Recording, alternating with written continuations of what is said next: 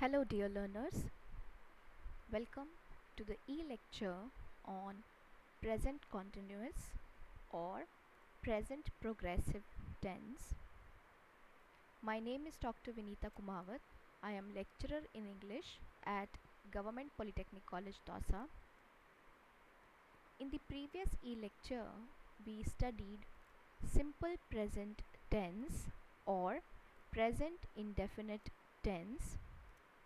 We are studying tense in order to cover unit number 5 of the subject 1004 Communication Skills in English, prescribed for the first semester diploma students of Government Polytechnic Colleges of Rajasthan. So let's begin our today's e-lecture on present continuous or present progressive tense.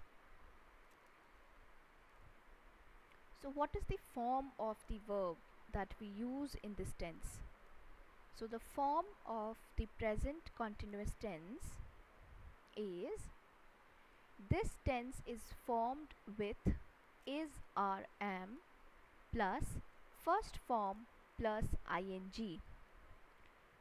So in the present continuous tense, we use primary auxiliaries is, are and am with the first form of the verb plus ing added in the first form of the verb.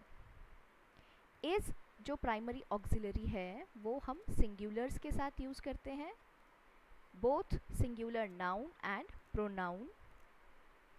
Are auxiliary को हम plural noun और pronoun के साथ use करते हैं, and am auxiliary specifically pronoun I के साथ use होती है.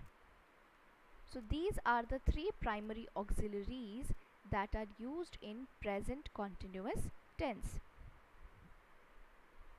The negative is formed by putting not after is, are or am.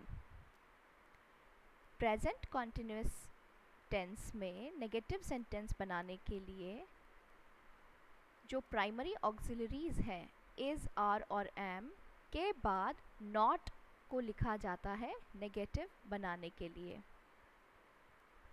The interrogative is formed by placing is, are, am before the subject. Present continuous tense में interrogative sentences बनाने के लिए subject से पहले primary auxiliaries is, are और am को लिखा जाता है. So these are the forms that we use to draft sentences in affirmative, in negative and in interrogative form. Let's understand the form of present continuous tense through a table. So in this table I have given sentences in affirmative as well as in negative.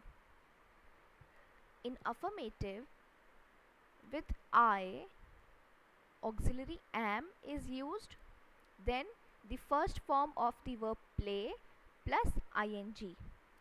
So the sentence is I am playing. I am playing का negative बनेगा तो not जो है वो auxiliary के बाद लिखा जाएगा, तो ये बन जाएगा I am not playing. We are playing. Again we plural pronoun है, प्लूरल प्रोनाउन के साथ ऑक्सिलरी आर यूज़ की जाती है, then the first form of the verb plus ING. Negative बनाएंगे तो ऑक्सिलरी आर के बाद नॉट लिखा जाएगा, तो नेगेटिव सेंटेंस बनेगा we are not playing. You are playing. You को हम प्लूरल प्रोनाउन कंसिडर करते हैं, सेकंड पर्सन प्रोनाउन होता है यू, इसे हम प्लूरल प्रोनाउन कंसिडर करते हैं, इसलिए इसके साथ भी ऑक्सिलरी आर यूज़ किया जाता है. So the sentence is you are playing, and in negative we will use not after are, so the sentence will be you are not playing. then he is playing, she is playing, it is playing. This is third person singular pronoun. he, she और it third person singular pronouns होते हैं. Singular pronounce के साथ auxiliary is use किया जाता है, और इसका जब हम नेगेटिव बनाएंगे तो ऑक्सिलरी इज़ के बाद नॉट लिखा जाएगा. तो नेगेटिव सेंटेंस बनेगा he is not playing, she is not playing, it is not playing. Then they are playing. Again they is third person plural pronoun, इसीलिए they के साथ auxiliary are यूज़ किया गया है. सो affirmative में सेंटेंस बना they are playing. Negative के लिए हम auxiliary are के बाद again not लिखेंगे, तो सेंटेंस बनेगा they are not playing. Then comes Ram is playing. Now Ram is a singular noun. Singular noun के साथ ऑक्सिलरी इज़ यूज़ किया जाता है, तो सेंटेंस बनेगा राम इज़ प्लेइंग. और नेगेटिव बनाने के लिए इज़ के बाद नॉट लिखा जाएगा, तो सेंटेंस बनेगा Ram is not playing. Then boys are playing. Now boys plural noun है, प्लूरल नाउन के साथ ऑक्सिलरी आर यूज़ किया जाता है, तो सेंटेंस बना बॉयज़ आर प्लेइंग. और नेगेटिव के लिए आर के बाद हम नॉट लिखेंगे, तो सेंटेंस बनेगा boys are not playing. So this was a table of affirmative and negative sentences in present continuous और present progressive tense. Now let's read sentences in interrogative and negative interrogative form. To form interrogative sentences in present continuous tense, जो auxiliary है is, are, am, उसे subject के पहले लिखा जाता है. तो subject first sentence में I है, और I के साथ हम auxiliary यूज़ करते हैं am. तो sentence बनेगा am I playing question mark. और negative बनाने के लिए जो not है उसे auxiliary के बाद ना लिखते हुए subject के बाद लिखा जाएगा, तो sentence बनेगा am I not playing. Next sentence is are we playing. are जो auxiliary है उसे किसने डिसाइड किया, उसे सब्जेक्ट ने डिसाइड किया. सब्जेक्ट we है, प्लूरल है, इसीलिए सेंटेंस are auxiliary से शुरू हुआ है. सो are we playing. और नेगेटिव बनाने के लिए हम not को are के बाद नहीं लिखेंगे, सब्जेक्ट के बाद लिखेंगे नेगेटिव इंटेरोगेटिव सेंटेंसेस में. तो सेंटेंस बनेगा are we not playing. Then are you playing. Are you not playing. Is he playing. Is she playing. Is it playing. Negative बनाने के लिए सब्जेक्ट के बाद नॉट लिखेंगे, तो सेंटेंस बनेगा is he not playing. Is she not playing. Is it not playing. Then are they playing. Are they not playing. Is Ram playing. Is Ram not playing. Are boys playing. Are boys not playing. तो यहाँ आपको notice करना है कि जब हम negative sentence बनाते हैं, इससे पहले वाली स्लाइड हम देखते हैं, जब हमें सिंपल नेगेटिव सेंटेंस बनाना हो तो सिंपली नेगेटिव सेंटेंस बनाने के लिए जो नॉट है उसे ऑक्सिलरी के बाद लिखा जाता है. For example I am not playing. लेकिन जब हमें नेगेटिव इंटेरोगेटिव सेंटेंस बनाना हो तो नेगेटिव इंटेरोगेटिव बनाते समय सबसे पहले हम ऑक्सिलरी लिखते हैं. ऑक्सिलरी के बाद सब्जेक्ट लिखा जाएगा. सब्जेक्ट के बाद हम नॉट लिखेंगे, और नॉट के बाद हम हमारी मेन वर्ब लिखेंगे. So you have to pay attention to this difference in forming negative sentences and negative interrogative sentences. Now let's see where do we use present continuous tense. Present continuous tense is used to express an action happening now at the time of speaking. जब आप बात कर रहे हैं, जब आप उस sentence को बोल रहे हैं, यदि उस समय कोई एक्शन हो रहा है तो उस एक्शन को एक्सप्रेस करने के लिए प्रेजेंट कॉन्टिन्यूस टेंस यूज़ किया जाता है. फॉर एग्जाम्पल, अभी मैं क्या कर रही हूँ, I am delivering a lecture. तो ये जब मैं आपको पढ़ा रही हूँ उस समय भी ये एक्शन हो रहा है. तो ऐसा एक्शन जो कि at the time of speaking, जब हम उसके बारे में बात कर रहे हैं, जब हम उसे किसी को बता रहे हैं, उस समय भी हो रहा हो, उस समय भी प्रोग्रेस में हो, कंटिन्यूएशन में हो, तो ऐसे एक्शन को एक्सप्रेस करने के लिए प्रेजेंट कॉन्टिन्यूस टेंस यूज़ किया जाता है. तो जब मैं लेक्चर डिलीवर कर रही हूँ तो स्टूडेंट्स क्या कर रहे हैं, स्टूडेंट्स लेक्चर को सुन रहे हैं, तो वो एक्शन भी उसी समय हो रहा है. So the example is students are listening to the lecture.